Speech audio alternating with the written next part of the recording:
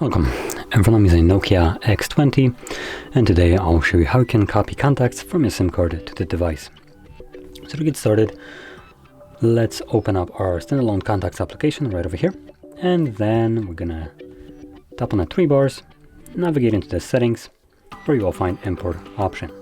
From here select SIM card, and once you do so, it will show you all the contacts that are located on your SIM card. By default, they will all be selected, so if you don't want all of them, you can deselect the ones that you don't want. And in addition, if you see some contacts that are already deselected and you cannot select them, that's fine. Those contacts already exist on your phone, and the phone is simply stopping you from creating duplicates. So anyway, once you have everything selected, you want to click on import button right over there. It will give you the amount of contacts that I have imported, and when you go back, you should be able to see them right over here.